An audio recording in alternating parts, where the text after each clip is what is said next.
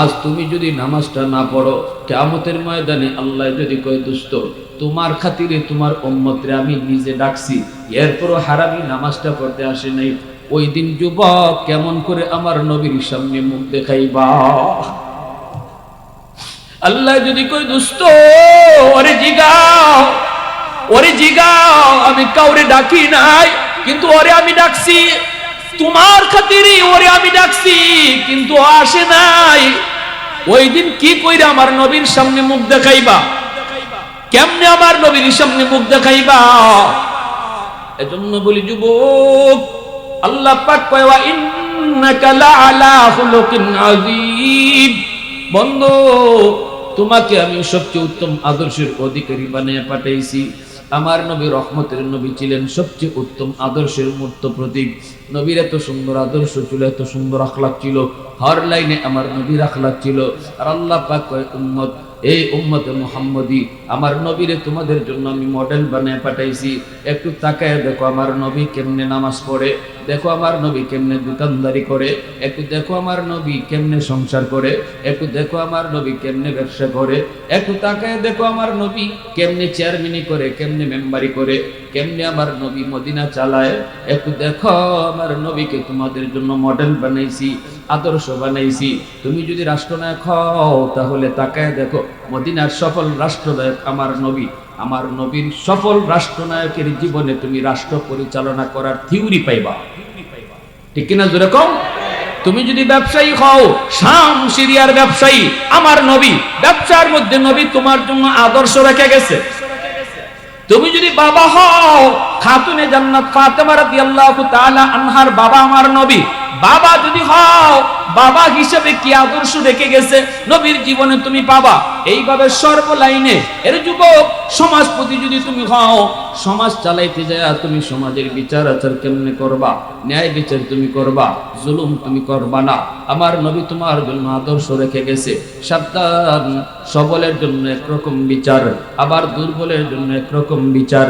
চেয়ারম্যানের জন্য একরকম বিচার, চেয়ারম্যানের পোলা সে যদি অপরাধ করে তাহলে তার বিচার একরকম, আর রিকশাওয়ালার পোলায় যদি অপরাধ করে তার বিচার হবে অন্যরকম। এমন বৈষম্য আমার নবী করেন নাই, নবীর জীবনীতেও পাওয়া যায় না, ঠিক কিনা? মুসা নবী আল্লাহরে জিজ্ঞেস করে, আল্লাহ আমি তো তোমার সাথে কথা কই। মুসা নবীর একটা উপাধি হইল কালিমুল্লাহ, আল্লাহর সাথে যিনি জমিনে বৈশা কথা বলছেন 4000 বার। এই মুসা নবী আল্লাহর সাথে কথা বলতেন তুর পাহাড়ে। মুসা নবী একদিন আল্লাহরে জিজ্ঞেস করেন, আল্লাহ তুকাল্লিমু মাই হাল তুকাল্লিমু আহাদান গায়রি, আল্লাহ আমার সাথে তুমি যেভাবে কথা বলো এইভাবে কি আর কারো লোকে কথা কইবা? মুসা নবী নিজের একটু ক্রেডিট দিতে চাইলেন, এটা বুঝেন না যে আমি আল্লাহ আমার সাথেই খালি কথা বলে, এটা একটু বাহাদুরি নানি, ঠিক না? এটা একটু নিজের একটু বাহাদুরি নিতে চাইলেন। আল্লাহ তো মুসা কি কও মুসা চাইলেন, আল্লাহ পাক রব্বুল আলামিন কয় মুসা তুমি আমার লগে কথা বলো, আমি তোমার সাথে কথা বলি, কিন্তু মাঝখানে পর্দা আছে। বাইনি ওয়া বাইনাকা হিজাব, তোমার মাঝে আমার মাঝে কিন্তু পর্দা আছে, পর্দা। পর্দার এই প্রান্তে আমি, পর্দার ওই প্রান্তে তুমি। কিন্তু মুসা শুনো, সায়াতি উম্মাতুন, অদূর ভবিষ্যতে দুনিয়াতে একদল উম্মত আসবে, এই উম্মতের লগে আমি আল্লাহ কথা বলবো, অথচ লাইসা বাইনি ওয়া বাইনাহুম হিজাব, এদের মাঝে আমার মাঝে কোনো পর্দা থাকবে না। মুসা নবী কয় মালিক কি শুনাইছো? আল্লাহ মনে করেছিলাম আমি, কিন্তু এখন কি শুনাইছো? আল্লাহ কয় মুসা যা সত্য আমি তাই বললাম, তোমার মাঝে আমার মাঝে পর্দা আছে, পর্দার এই প্রান্তে আমি, পর্দার ওই প্রান্তে তুমি। কিন্তু অদূর ভবিষ্যতে জমিনে একদল উম্মত আসবে, নবীর উম্মত, এরা নবী না কিন্তু নবীর উম্মত। এই উম্মতের সাথে আমি আল্লাহ কথা বলবো, মাঝখানে কোনো পর্দাই থাকবে না। মুসা নবী ডাক দিয়ে কো মালিক এরা কোন উম্মত? আল্লাহ কয় উম্মতে মুহাম্মদ। আল্লাহু আকবার। উম্মতে আহমদ এরা আমার বন্ধু মুহাম্মাদুর রাসূলুল্লাহর উম্মত। এই কথা বলা মাত্রই মুসা নবী কয় মালিক, ও মালিক তুমি কি শুনাইছো গো আল্লাহ? এরা নবী না কিন্তু নবীর উম্মত। উম্মতের লগে তুমি কথা বলবা অথচ মাঝখানে কোনো পর্দাই থাকবে না। আমি নবী হয়ে তোমার সাথে কথা বলি, মাঝখানে পর্দা। আল্লাহ এরা কোথায় গিয়ে কথা কইব? আমি তো তুর পাহাড়ে এসে কথা বলি, কিন্তু এরা কোন পাহাড়ে গিয়া কথা কইব? আল্লাহ পাক কই না রে মুসা, এরা কোন পাহাড়ে গিয়া কথা বলবে না। এরা যখনই নামাজে দাঁড়াবে তখনই আমার লগে কথা বলবে। মুসাল্লি ইউনাজি রাব্বা। এজন্যই আল্লাহর নবী বলেন নামাজি নামাজে দাঁড়ায় আল্লাহর সাথে কথা কয়। আওয়াজ দিয়া বলেন নামাজি কার লগে কথা কয়? আওয়াজ দিয়া কও না যুবক, কার লগে কথা কয়? নামাজি আল্লাহর লগে কথা কয়। মুসাল্লি ইউনাজি রাব্বা। এজন্যই নবীজি বলেন সমস্ত মুসল্লিরা আল্লাহর সাথে কথা কয়। মুসা নবী তখন কই মালিক বুঝলাম নামাজে নামাজে তোমার সাথে কথা কয়, কিন্তু তুমি কেমনে কথা কইবা? আল্লাহ কয় মুসা এরা যখন কোরআন তেলাওয়াত করব, আমি আল্লাহর কালাম কোরআন মাজিদ যখন তেলাওয়াত করব তখন আমি তার লগে কথা বলবো। নামাজি আল্লাহর সাথে কথা কয় আর কোরআন তেলাওয়াতকারীর সাথে আল্লাহ নিজে কথা কয়। আওয়াজ দিয়া কন্যা সুবহানাল্লাহ, আরো জোরে সুবহানাল্লাহ। প্রশংসা করব কার? গোলামি করব কার?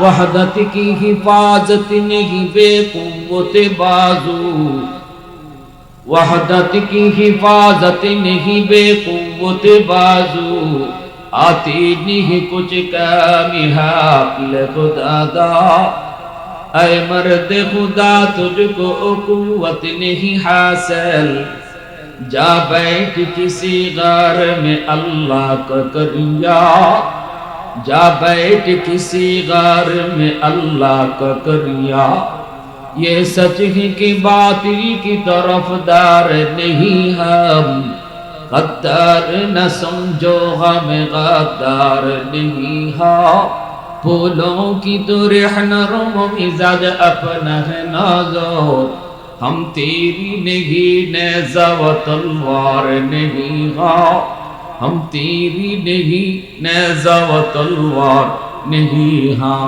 मुसलमाনের আওয়াজে বলেন আল্লাহু আকবার। এবার মুসা নবী ডাক দিয়ে কয় মালিক এত দামি উম্মত ওরা, এদের লগে তুমি কথা বলো, এরা তোমার সাথে কথা কয়। ও মালিক এই উম্মত তুমি আমাকে দিয়ে দাও। আল্লাহ কয় না মুসা হবে না, তুমি অনেক আগে চলে এসেছো, এরা আমার বন্ধুর উম্মত, এরা আমার বন্ধুর উম্মত। মুসা নবী কয় মালিক যেই উম্মতের লগে তুমি কথা বলবা গো, কিন্তু মাঝখানে কোনো পর্দাই থাকবে না, অথচ আমি নবী হইয়া কথা বলি মাঝখানে পর্দা, আমার নবুয়তি লাগবে না, তুমি ওই নবীর উম্মত আমাকে বানায়া দাও। আল্লাহু আকবার। এজন্যই বলছিলাম কপালটা পাইছি ভালো, কপাল আমাদের ভালো, কিন্তু আমার কপালে সব সইছে না, ঠিক না? জোরে কও। যেই নবীর উম্মত হওয়ার জন্য মুসা কালিমুল্লাহ আবদার করে আল্লাহ নবুয়তি চাই না, নবুয়তি চাই না, মুসা কালিমুল্লাহ হতে চাই না, আল্লাহ ওই নবীর উম্মত হতে চাই যেই নবীর উম্মতের সাথে তুমি কথা বলবা অথচ মাঝখানে কোনো পর্দাই থাকবে না। আল্লাহু আকবার জোরে কও। আল্লাহ কয় না রে মুসা হবে না, কোনো আবদারি হবে না, তুমি এই উম্মত তোমারও দেওয়া যাবে না, আবার তোমাকেও এই নবীর উম্মত বানানো যাবে না। আল্লাহ পাক রব্বুল আলামিন নামাজে আল্লাহ পাকের সাথে নামাজি কথা কয়। নবীজি মেরাজে গেলেন, আল্লাহর সাথে কথা বললেন। রজব মাস 26 তারিখ দিবাগত রাত আমার নবী মেরাজে গেলেন, আল্লাহর সাথে কথা হলো। নবী ডাক দিয়া কয় মালিক আমি তো তোমার সাথে কথা বললাম, তোমার সাথে মেরাজ হলো, কিন্তু আমার উম্মত কেমনে মেরাজ করব, উম্মত কেমন করে তোমার সাথে কথা বলবো গো মালিক? আল্লাহ পাক কয় বন্ধু আমি জানি মেরাজে আইসাও তুমি উম্মতের কথা ভুলবে না, আমি জানি জানি বন্ধু উম্মতের কথা আমি আল্লাহর কাছে আইসাও তুমি ভুলবে না। অথচ এমন একটা আনন্দের মুহূর্তে মানুষ নিজের চিন্তাই করে, অন্যের চিন্তা করে না, কিন্তু আমি জানি বন্ধু তুমি উম্মতের কত পাগল। এজন্য আমি বুঝতে পেরেছি আমার কাছে আইসাও তুমি উম্মতের কথা বলবে, উম্মতের মেরাজের কথা বলবে। নেও আমিও মেরাজ রাখিয়া দিছি, উম্মতের মেরাজের ব্যবস্থাও করেছি। 50 ওয়াক্ত নামাজ তোমার উম্মতকে দিয়ে দিলাম। এই নামাজের মধ্যে তারা আমি আল্লাহর সাথে কথা বলবে, নামাজের মাধ্যমে তোমার উম্মতের মেরাজ হবে। আসসালাতু মেরাজুল মুমিনিন। নবীজি মহা খুশি হয়ে গেলেন, নিজেরও মেরাজ হলো, উম্মতেরও মেরাজের ব্যবস্থা হলো। নবীজি এইবার চলে আসবেন হাদিয়া লইয়া। 50 ওয়াক্ত নামাজ হাদিয়া পাইয়া নবী বেহুশ। এবার নবীজি চলে আসতেছেন, কিন্তু আল্লাহ পাকের মন মানে না, মন মানে না, মন মানে না। বন্ধু যতক্ষণ কাছে থাকে ততক্ষণই দেখতে মন চায়, বন্ধু যতক্ষণ কাছে থাকে ততক্ষণই কথা বলতে মন চায়। হায় হায় বন্ধু তো চলে যায় চলে যায়। এবার আল্লাহ মূসা নবীর ডাক দিয়ে কয় মূসা আমার বন্ধু তো জায়গা, বন্ধুর সাথে আরো কিছু কথা কইতে মন চায়, তুমি বুঝায়া আবার বন্ধুরে ফেরত পাঠাইও। মুসা নবী কয় নবী কয় এত খুশি কেন? নবীজি কয় আমি মেরাজ পাইছি, উম্মতের মেরাজের ব্যবস্থা হয়েছে। কেমনে? কয় 50 ওয়াক্ত নামাজ। মুসা নবী কয় ইন্না লিল্লাহ। হুজুর 50 ওয়াক্ত নামাজ উম্মতে পারবে না, তাড়াতাড়ি করে কমায় আনেন, তাড়াতাড়ি করে কমায় আনেন। নবীজি এইবার বললেন হ দিনও যদি 50 ওয়াক্ত নামাজ উম্মতের উপরে ফরজ হয়, আমার উম্মত খাইব কখন, গোসল করব কখন, দোকানদারি করব কখন, ঘুমাইব কখন? আল্লাহর নবী আবারও আসলেন আল্লাহর কাছে। আল্লাহ পাক জিজ্ঞেস করে মুসকে হাসি দিয়া, আল্লাহ কুদরতি মুসকে হাসি দিয়া জিগায়, আল্লাহ তো জানে মুসা ফেরত পাঠাইছে। কেন পাঠাইছে? কারণ আল্লাহ নিজে ওই কোয়ায় দিছে। যেরকম না স্যার, আল্লাহ কয় বন্ধু ও বন্ধু কেন আইসো? নবী কয় মালিক 50 ওয়াক্ত বেশি হয়ে যাবে, আল্লাহ একটু কমায় দাও। আল্লাহ পাক কুদরতি মুস্কি হাসি দিয়া কয় নাও 5 ওয়াক্ত কমায় দিলাম। 45 ওয়াক্ত নিয়ে নবী চলে আসতেছে। আল্লাহ কয় মুসা দোস্ত জায়গা দিল। সুবহানাল্লাহ। আল্লাহ কি কয়? এ মুসা দুসদি জায়গা। আমি আল্লাহর মন ভরছে না, আমি আল্লাহর মন ভরছে না, দোস্তের সাথে আরেকটু কথা কইতাম, আবার পাঠাই দিল। মুসা নবী কয় নবী গো হবে না, কমায় আনেন। 45 ওয়াক্ত অনেক বেশি। নবী কয় ঠিক আছে তে যাই। আর আল্লাহর কাছে আবার আসলেন। আল্লাহ কয় দোস্ত আবার কেন আইছো? নবী কয় মালিক বেশি হয়ে গেছে, কমায় দাও। আল্লাহ আবার মুস্কি হাসি দিয়ে কয় নেও আরো 5 ওয়াক্ত কমাইলাম। নবী এবার 40 ওয়াক্ত নিয়ে চলে আসতেছে। আল্লাহ পাক ডাক দেখো মুসা রে, ও মুসা যত কথা কই ততই কথা কইতে বন্ধুর লগে মন চায়, কথা বন্ধ করতে আমি আল্লাহর মন চায় না। দুনিয়া পাগল আমি আল্লাহর জন্য, আর আমি আল্লাহ পাগল আমার বন্ধুর জন্য। আওয়াজ দিয়ে কও না সুবহানাল্লাহ।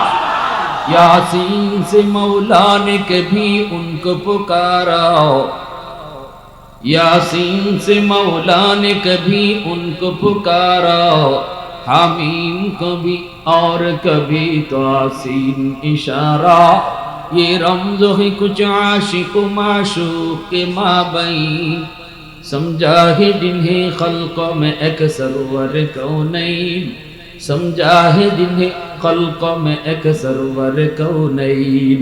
मुसलमाনের আওয়াজে বলি আল্লাহু আকবার। এইবার নবী চলে আসতেছেন। আবারও মুসা নবী কয় নবী হবে না, আপনি তাড়াতাড়ি কমান। নবীজি আবারও আসলেন। এইভাবে আল্লাহ পাক নবীরে 9 বার নিলেন আর আনলেন। 9 বারে 5 নং 45, আল্লাহ পাক 45 কমায় দিলেন। রইছে আর কয়েক তো 5 ওয়াক্ত। 9 বার নবীকে নিলেন আর আনলেন। কেন রে যুবক? প্রশ্ন জাগেনি না জাগে না? একবারেই তো আল্লাহ 45 ওয়াক্ত কমায় দিতে পারে, 9 বার কেন আল্লাহ নিলেন? একবারেই তো 45 ওয়াক্ত কমাইতে পারে, 5 করে আল্লাহ কেন কমাইলো? উদ্দেশ্য একটাই, বারবার বন্ধুকে নিবে আর বন্ধুর লগে কথা বলবে। নামাজ কমানোর উসিলায় আল্লাহ বারবার বন্ধুকে দেখবে আর কথা বলবে। আল্লাহু আকবার। 5 ওয়াক্ত লয়া নবী চলে আসতেছে, আল্লাহ কয় মুসা, ও মুসা, আবারও যদি পারো আমার বন্ধুরে ফাটাইয়া দিও, খালি হাতে ফেরত দিতাম না, পুরস্কার আছে। মুসা নবী কয়, নবী গো কয় ওয়াক্ত রইছে? কয় 5 ওয়াক্ত। মুসা নবী কয় হবে না, আমার উম্মত 2 ওয়াক্তও পারছে না। আপনার উম্মত আখিরি জমানার উম্মত, হায়াত তাদের কম, সময়ের বরকত তাদের কম, 5 ওয়াক্ত কঠিন হবে, যান আরো কমায় আনেন। নবী কয় আমি আর পারতাম না। কেন? কয় যতবার গেছি ততবারই আল্লাহ 5 করে আল্লাহ কমাইছে, এখন রইছে মাত্র 5 ওয়াক্ত।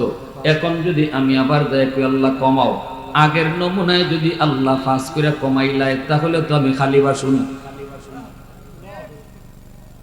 হ্যাঁ, আগের ঠেলায় যদি আল্লাহ 5ই কমায় তাইলে আমার তাকে নিবে কোনটা? তাকে আমি আর যেতাম না ভাই, ভাই আমার আর ফাটাইয়েন না, যা হইছে হইছে, আমি আর যেতাম না, শাস্তি যাই না। মুসা নবী আসে কয় জান, আমি নিজের থেকে কইতেছি না তো, উপর থেকে আমার ইশারা করেছে। সুবহানাল্লাহ, ইশারা আইছে, খালি আল্লাহ ফিরত দিত না, জান আপনি। তবে একটা বুদ্ধি শিখায় দেই, এবার যখন আপনি যাবেন, গেলে পরে যখন আল্লাহ কইব বন্ধু কেন আইছো, তখন আপনি কইেন মালিক 9 বার আইছি, 9 বার কইছি কেন আইছি। এখন আমি কইতাম না কেন আইছি, তুমি কও কেন আইছি। কথাটা বুঝছেন না আপনারা? আমার কথার ধরন বুঝছেন না? 9 বার আইছি আমি, 9 বার কইছি কেন আইছি। এখন আমি কইতাম না, তুমি কও কেন আইছি, কারণ তুমি তো অন্তর্যামী খোদা। অন্তরের খবর জানে কে? আরো জোরে কোন জানে কে? দয়াল বাবা। ওগুলো কি মাতে না, রুগী আছে নাকি? দয়াল বাবা, কিবলা বাবা, খাজা বাবা, জটাশা, ল্যাংটাশা, কোন বাবাই মনের খবর জানে না। মনের খবর জানে শুধুমাত্র আল্লাহু আলিমুম বিযাতিস সুদূর। অন্তরের খবর জানেন কে? আরো জোরে বলেন কে? এজন্যই আল্লাহ পাক রব্বুল আলামিন কয় বন্ধু কেন আইছো? মুসা নবী তো নবীর শিখাইয়া দিছে।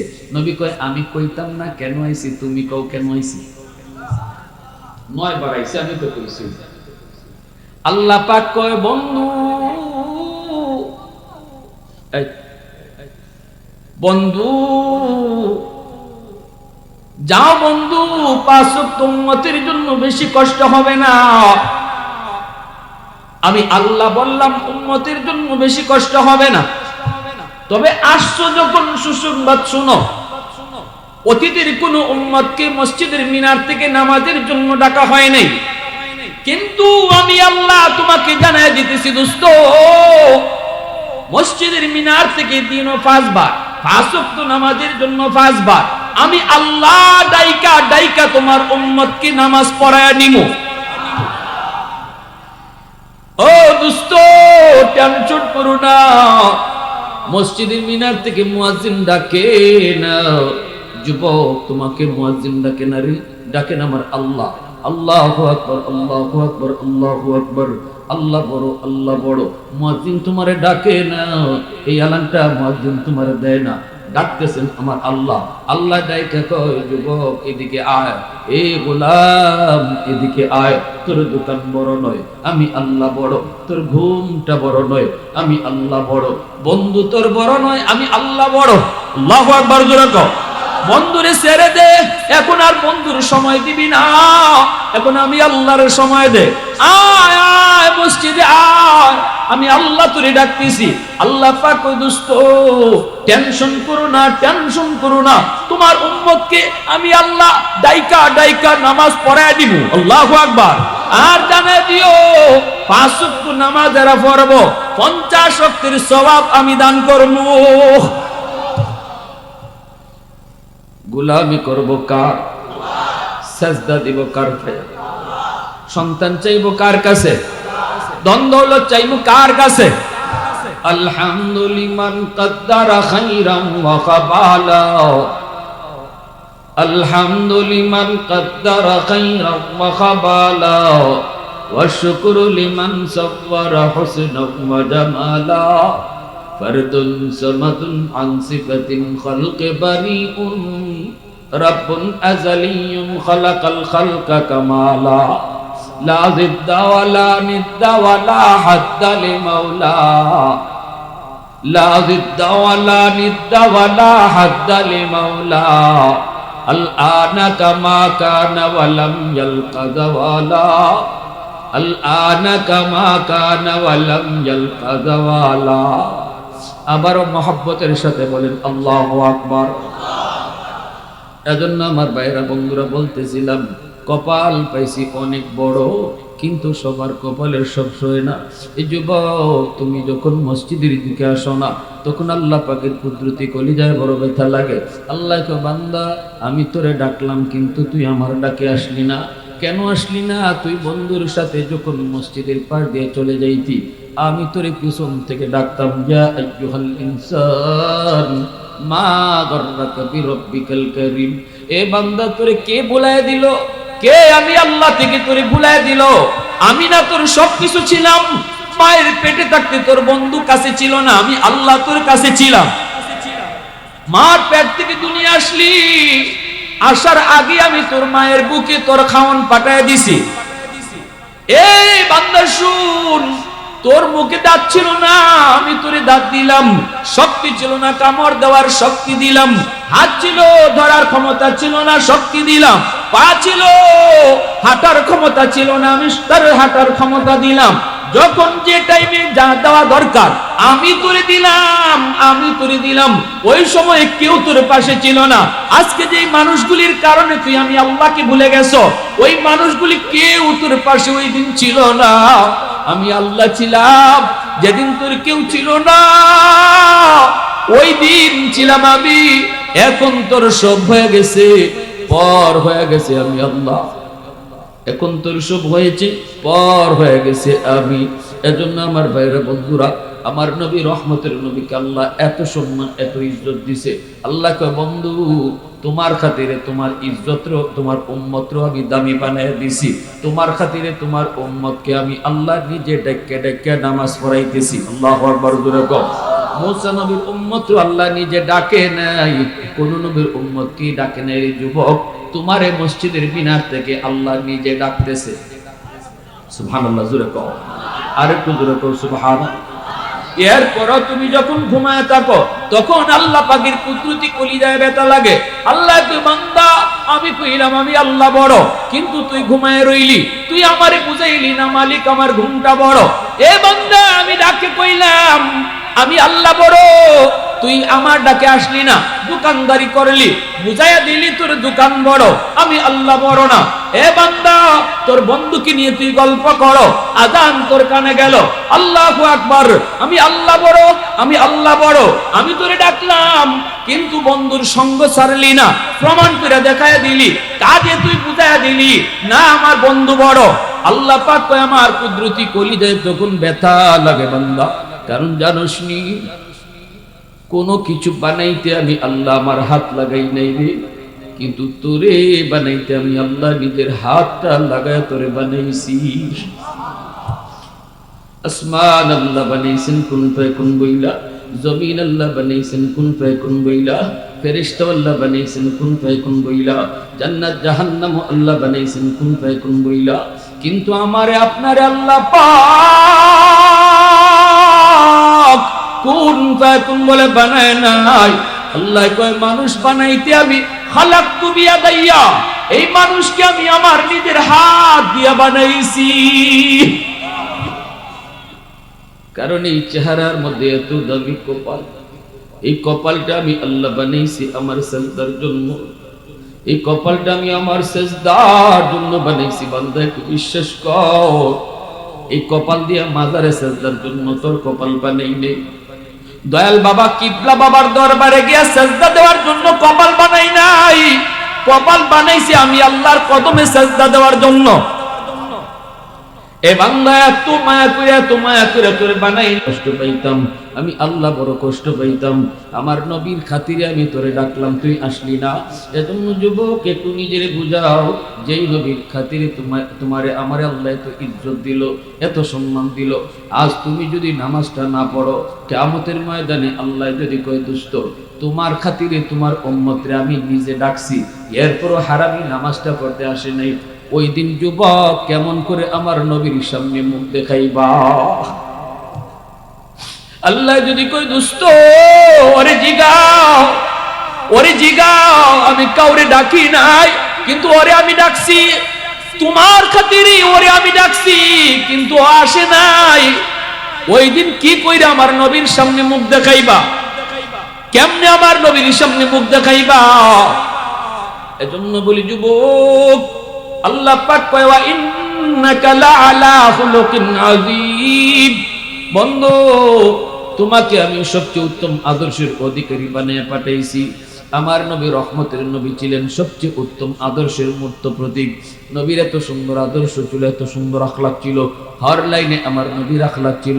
আর আল্লাহ পাক কয় উম্মত, এই উম্মতে মুহাম্মদী, আমার নবীরে তোমাদের জন্য আমি মডেল বানিয়ে পাঠাইছি। একটু তাকায় দেখো আমার নবী কেমনে নামাজ পড়ে, দেখো আমার নবী কেমনে দোকানদারি করে, একটু দেখো আমার নবী কেমনে সংসার করে, একটু দেখো আমার নবী কেমনে ব্যবসা করে, একটু তাকায় দেখো আমার নবী কেমনে চেয়ারম্যানি করে, কেমনে মেম্বারি করে, কেমনে আমার নবী মদিনা চালায়। একটু দেখো আমার নবীকে তোমাদের জন্য মডেল বানাইছি, আদর্শ বানাইছি। তুমি যদি রাষ্ট্রনায়ক হও তাহলে তাকায় দেখো মদিনার সফল রাষ্ট্রনায়ক আমার নবী। আমার নবীর সফল রাষ্ট্রনায়কের জীবনে তুমি রাষ্ট্র পরিচালনা করার থিওরি পাইবা, ঠিক কিনা? যেরকম তুমি যদি ব্যবসায়ী হও, শাম সিরিয়ার ব্যবসায়ী আমার নবী, ব্যবসার মধ্যে নবী তোমার জন্য আদর্শ রেখে গেছে। তুমি যদি বাবা হও, খাতুনে জান্নাত ফাতেমা রাদিয়াল্লাহু তাআলা আনহার বাবা আমার নবী, বাবা যদি হও, বাবা হিসেবে কি আদর্শ রেখে গেছে নবীর জীবনে তুমি পাবা। এইভাবে সর্বলাইনে এর যুবক সমাজপতি যদি তুমি হও, সমাজ চালাইতে যায় তুমি সমাজের বিচার আচার কেমনে করবা, ন্যায় বিচার তুমি করবা, জুলুম তুমি করবা না। আমার নবী তোমার জন্য আদর্শ রেখে গেছে। সাবধান, সবলের জন্য একরকম বিচার, আবার দুর্বলের জন্য একরকম বিচার। চেয়ারম্যানের জন্য একরকম বিচার, চেয়ারম্যানের পোলা সে যদি অপরাধ করে তাহলে তার বিচার একরকম, আর রিকশাওয়ালার পোলায় যদি অপরাধ করে তার বিচার হবে অন্যরকম। এমন বৈষম্য আমার নবী করেন নাই, নবীর জীবনীতেও পাওয়া যায় না, ঠিক কিনা?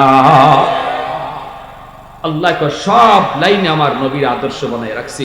মসজিদে রসুল অসুস্থ হয়ে গেছেন, সাহাবীর কাঁধে বট দিয়া রসুল মসজিদে জামাতে আইছেন। আমার নবী তোমাকে নামাজ পড়ার, মসজিদে জামাতে নামাজ পড়ার আদর্শ শিখাই গেছেন। অসুস্থতা লাগতেছে, পারতেছো না, আমি রসুল দেখো সাহাবীর কাঁধে বট দিয়া মসজিদে হাজির হয়েছি। বিচার আচার করো, টেকা খাইয়া বিচার করো না, গোষ্ঠী চিহ্নে রায় দিও না। চেয়ারম্যানের লোক না এমপির লোক এটা বুঝা কথা কইও না বিচারে, ইনসাফের সাথে কথা বইলো। যখনই যেখানে কথা বলবা ন্যায় কথা বলবা, ন্যায় কথা কইবা, ন্যায়ের পক্ষে থাকবা। এটা আমার নবীর আখলাক, ঠিক না? এই আখলাক নিছেন সাহাবায়ে কেরাম। ওমর ফারুক রাদিয়াল্লাহু তাআলা আনহুর জামানার একটা ঘটনা। আজকে আমাদের সমাজে যদি ন্যায় বিচার থাকতো, সমাজ অতটা ফসা আর নষ্ট হইতো না, ঠিক কিনা? গোটা দেশটা নষ্ট হইছে খালি জুলুমের কারণে, ন্যায় বিচার না থাকার কারণে। গোটা দেশটা রসাতলে গেছে, শুধু খালি জুলুম। আল্লাহ সব সইতে পারে, কিন্তু জুলুম আল্লাহ সইতে পারে না। একজনের লাগে একরকম বিচার, আর আরেকজনের জন্য আরেক রকম বিচার।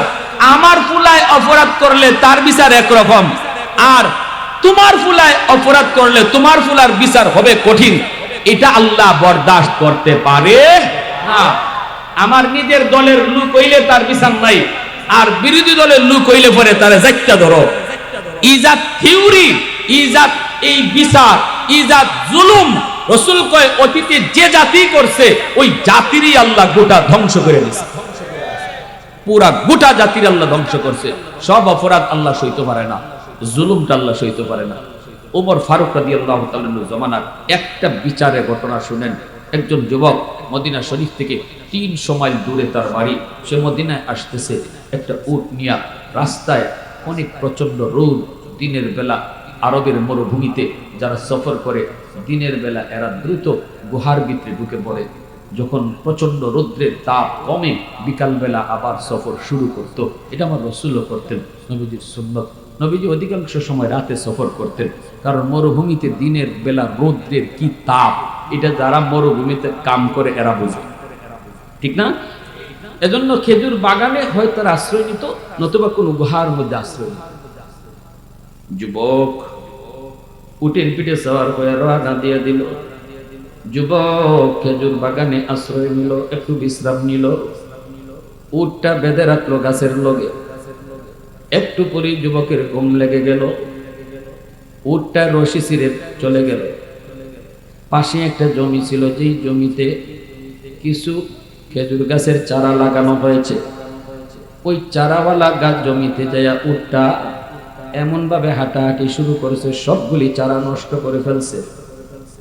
এইদিকে যুবক ঘুমায় রয়েছে, সে তো জানে না তার উটে আরেকজনের জমির কত ক্ষতি করছে, এটা তো তার জানার কথাও না, সে তো ঘুমায় রয়েছে। এইদিকে জমির মালিক জমি দেখার জন্য এসে দেখে ডাকাতি হয়ে গেল, ডাকাতি হয়ে গেল, তার জমিটা পুরা শেষ, পুরা জমিটা শেষ করে ফেলছে। কেডা? একটা উটি। কার উট? এই মুরব্বী মানুষটা জানে না, কিন্তু গুসা উঠে গেছে। গুসা তো ওঠার কথা, ওই আমার জমিটা একটা গরু এরকম ভাবে সবগুলি চারা শেষ করে ফেলবে, নষ্ট করে ফেলবে। গুসা তো ওটা স্বাভাবিক। মুরব্বী মানুষ হাতের মধ্যে একটা পাথরের চাকা হাতে নিয়ে উটের দিকে একটা ঢিল মারছে। পাথরের টুকরাটা ইসা উটের মাথার মধ্যে পড়লো, সাথে সাথে উটের মাথাটা ফেটে গেল, রক্ত ফিনকি দিয়ে বের হতে লাগলো। মুহূর্তের ভিতরে উট সব রক্ত শূন্য হইয়া উটটা এই জমিতে মারা গেল।